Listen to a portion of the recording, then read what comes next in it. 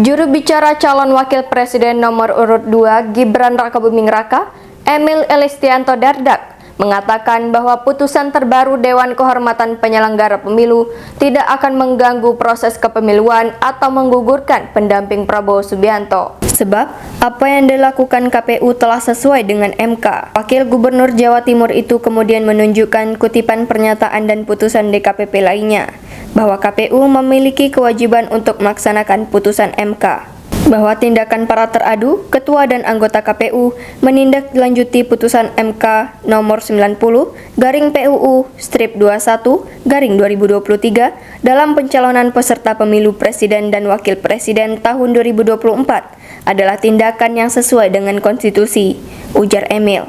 Sebagai informasi, DKPP menyatakan bahwa ketua dan anggota KPU melanggar kode etik karena memproses pendaftaran Gibran tanpa mengubah syarat usia minimum Capres-Cawapres pada peraturan KPU nomor 19 tahun 2023 sesuai putusan MK nomor 90/PUU/21/2023. DKPP pun menjatuhkan sanksi berupa peringatan keras terakhir kepada Hasyim karena melanggar kode etik dan pedoman perilaku dalam 4 perkara. DKPP pun menjatuhkan sanksi berupa peringatan keras terakhir kepada Hasyim karena melanggar kode etik dan pedoman perilaku dalam 4 perkara.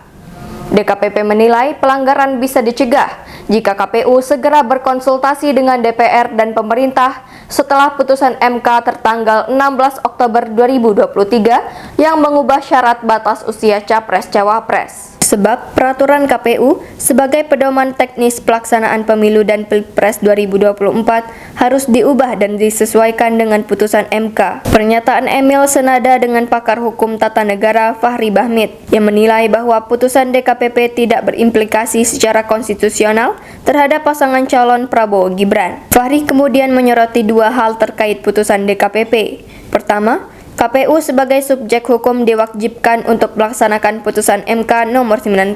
Terkait hal ini, apa yang dilakukan KPU dengan meloloskan pencalonan Gibran adalah tindakan yang benar dan tidak melanggar konstitusi. Kedua, dalam proses pelaksanaan putusan MK, ternyata KPU dianggap telah melanggar tata kelola administrasi pemilu karena tidak segera menyusun rancangan perubahan PKPU nomor 19 tahun 2023. Dari aspek hukum tata negara, tindakan KPU menindaklanjuti putusan MK nomor 90 tahun 2023 dalam pencalonan peserta pemilu presiden dan wakil presiden tahun 2024 adalah tindakan yang sudah sesuai dengan konstitusi, kata Fahri.